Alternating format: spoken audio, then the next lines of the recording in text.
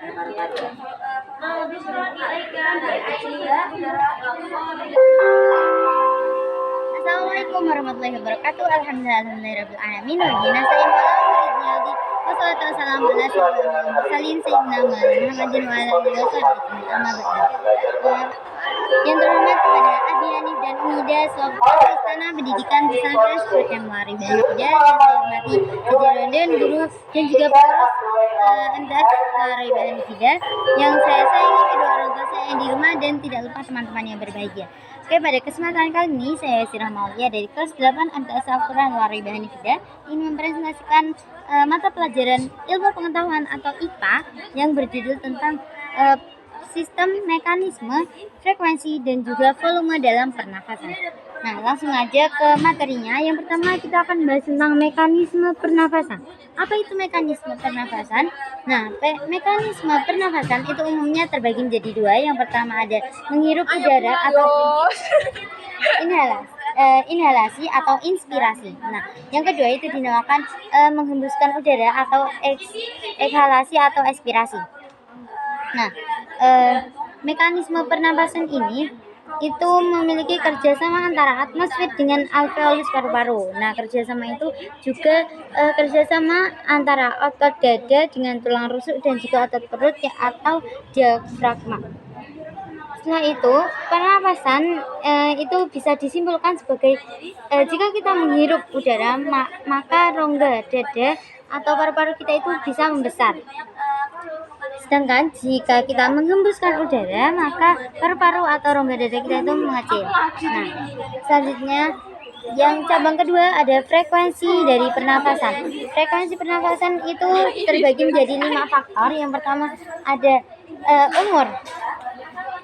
Faktor umur yaitu jika umur kita semakin tua maka semakin rendah. Yang kedua, jenis kelamin. Jenis kelamin umumnya antara laki-laki dan perempuan itu beda. Jadi kalau laki-laki kan lebih berenergi, maka dia itu juga metabolismenya jauh lebih tinggi sehingga dia lebih pokoknya lebih daripada perempuan.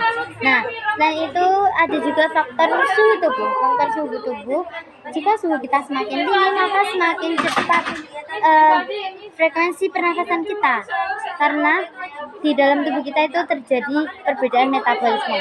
Yang keempat, faktor keempat ada posisi tubuh. Nah, jadi teman-teman, posisi tubuh kita jika kita berdiri ataupun kita tidur atau rebahan itu beda. Maka dari itu kita lebih baik dan dianjurkan untuk tidur. Nah, posisi tubuh itu berkaitan dengan beban yang ditanggung oleh tubuh. Jika kita berdiri maka kita itu tubuhnya nggak ada yang menopang kecuali kaki. Maka dari itu kita metabolismenya juga berbeda. Selanjutnya ada juga aktivitas tubuh. Aktivitas tubuh itu juga berpengaruh karena namanya aktivitas pasti kita mengeluarkan energi. Selanjutnya ada juga volume dalam pernapasan tubuh. Pernapasan yaitu yang pertama ada pernapasan tidal atau pernapasan yang normal yaitu menyimpan volume 500 ml. Ada juga pernapasan cadangan ekspirasi atau cadangan yang kemungkinan bisa dikeluarkan yaitu 1500 ml. Ada juga cadangan inspirasi yaitu 1500 ml. Ada residu yaitu 1000 ml. Ada juga kapasitas vital paru-paru itu 3500 ml. Dan yang terakhir ada kapasitas total paru-paru yaitu 4500 ml.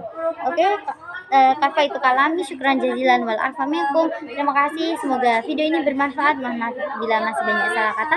Wassalamualaikum warahmatullahi wabarakatuh. See you.